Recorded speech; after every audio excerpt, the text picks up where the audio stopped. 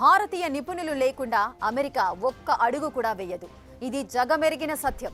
మనోళ్ళు మంచి అవకాశాల కోసం అక్కడికి వెళ్లడం, చదువుకోవడం, అక్కడే ఉద్యోగాలు సాధించడం వరకు ఇదొక రెగ్యులర్ సైకిల్ గా మారింది. చెప్పాలంటే అమెరికా ప్రతి రంగంలో మనోళ్ళు బలంగా నాటుకుపోయారు, శాసించే స్థితిలో ఉన్నారు. గూగుల్, మైక్రోసాఫ్ట్ సహా టాప్ యుఎస్ కంపెనీల సీఈఓలు కూడా మనోళ్లే. అమెరికా వద్దంటే మనోళ్లను కళ్ళకద్దుకొని రారమ్మనే దేశాలు చాలానే ఉన్నాయి. మరి ఏంటి ట్రంప్ ధైర్యం? మన నిపుణుల్ని రానివ్వకపోతే అమెరికా తగిన మూల్యం చెల్లించుకోవడం ఖాయమేనా? అమెరికాను ట్రంప్ గ్రేట్ చేస్తున్నాడా, లేదంటే దివాలా తీయించే పనులు చేస్తున్నాడా? సిలికాన్ వ్యాలీలో Microsoft సీఈఓగా Satya Nadella, Google సీఈఓగా Sundar Pichai, Adobe సీఈఓగా Shantanu Narayan, ఇలా ఇండియన్ సీఈఓలు ప్రముఖ సంస్థలను నడిపిస్తున్నారు. ఫార్చ్యూన్ టాప్ 500 కంపెనీల్లో 10% కంటే ఎక్కువ మంది సీఈఓలు భారత సంతతికి చెందినవారి. వీరంతా కలిసి $6.5 ట్రిలియన్ మార్కెట్ క్యాపిటలైజేషన్ ను నిర్వహిస్తున్నారంటే మాటలు కాదు. ఇదంతా ఎలా సాధ్యపడుతోందంటే భారతీయ సీఈఓలు తమ capability, stability, risk taking, risk assessment, decision making కెపాసిటీలతో అమెరికన్ కంపెనీలను ప్రపంచ స్థాయిలో నడిపిస్తున్నారు. వీరి హెల్ప్ లేకుండా అమెరికా గ్లోబల్ టెక్, ఫినాన్స్ రంగంలో తన ఆధిపత్యాన్ని కోల్పోయే ప్రమాదముంది. ఇదే ట్రంప్ కు అర్థం కావట్లేదా?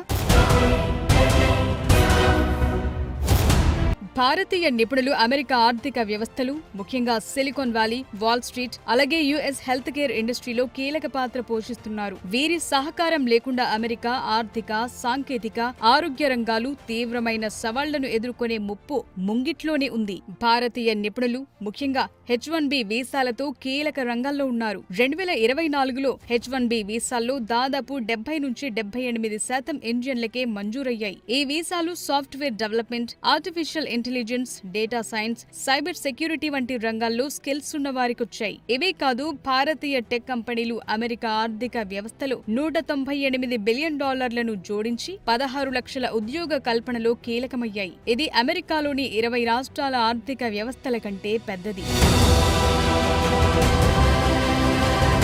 ఇండియన్ ఎక్స్పర్ట్స్ వాల్ స్ట్రీట్ లో క్వాంటిటేటివ్ అనలిస్టులుగా, డేటా సైంటిస్టులుగా, ఫినాన్షియల్ ఇంజనీర్లుగా కీలక పాత్రలు పోషిస్తున్నారు.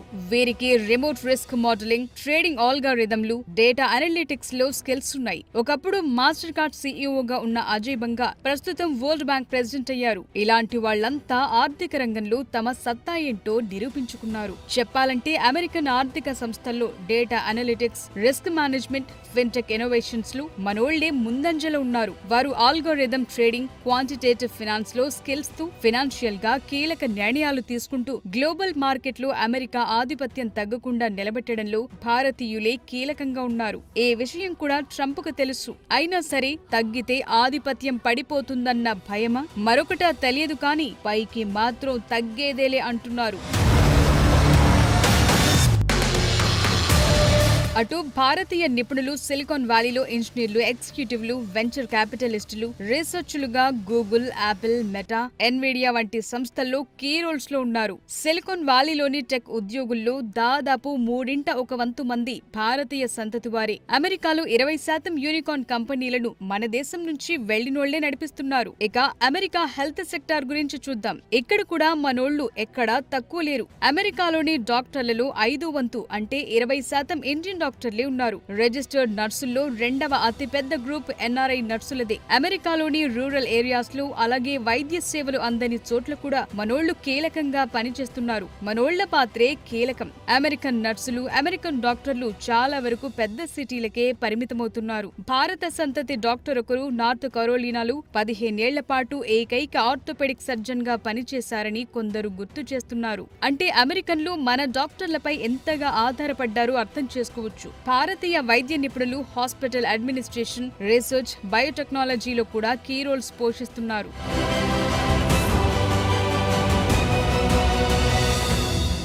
ఇటీవలే వరల్డ్ సెంట్రల్ బ్యాంకింగ్ గ్రూప్ ఆధ్వర్యంలో ఓ కీలక మీటింగ్ జరిగింది. దీనికి అభివృద్ధి చెందిన దేశాల నుంచి బ్యాంకింగ్, ఆర్థిక నిపుణులొచ్చారు. అక్కడ అంతా ముక్తకంఠంతో చెప్పిన మాటేంటో తెలుసా? వలస కార్మికులు, విదేశీ నిపుణులు లేకుండా అమెరికా ఆర్థిక వ్యవస్థ ముందుకు సాగదు. రాబోయే రోజుల్లో తీవ్రమైన సవాళ్లను ఎదుర్కొంటుందని హెచ్చరించారు. అంటే మనోళ్ల పవర్ అమెరికాలో ఎలా ఉందో అర్థం చేసుకోవచ్చు.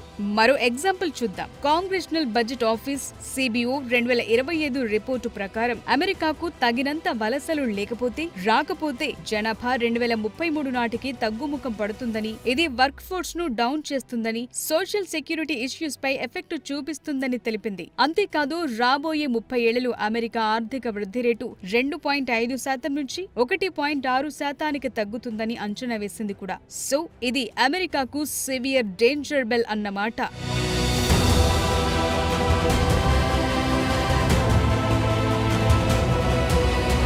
సిలికాన్ వ్యాలీలో సాఫ్ట్వేర్ డెవలప్మెంట్, ఏఐ, ఆరోగ్య రంగంలో నైపుణ్యం ఉండేవారి సంఖ్య తగ్గితే ఆటోమేటిక్ గా మళ్లీ మైగ్రెంట్స్ పైనే ఆధారపడాల్సిన పరిస్థితి అమెరికాది. అమెరికన్లతో ఈ కొరత అధిగమించడం highly impossible. Indian experts tech, finance and health సెక్టార్లలో ఇన్నోవేషన్స్ అలాగే ప్రొడక్టివిటీని పెంచుతున్నారు. వీరు లేకపోతే ఇవే అమెరికన్ కంపెనీలు తమ కార్యకలాపాలను కెనడా, యూరోప్ వంటి ఇతర దేశాలకు మార్చుకునే ఛాన్స్ ఉంది. సో సొంత దేశపు కంపెనీలే తరలిపోతే అది ఫైనల్ గా అమెరికా ఆర్థిక వ్యవస్థకే హాని చేయటం ఖాయం. ఇండియా కూడా స్వయంగా టెక్ హబ్ గా ఎదుగుతోంది. దీంతో అమెరికా లాంటి దేశాల నుంచి తిరిగి వచ్చే మన దేశపు నిపుణులతో భారత్ ఆర్థిక వ్యవస్థ మరింత బలోపేతమవుతుంది.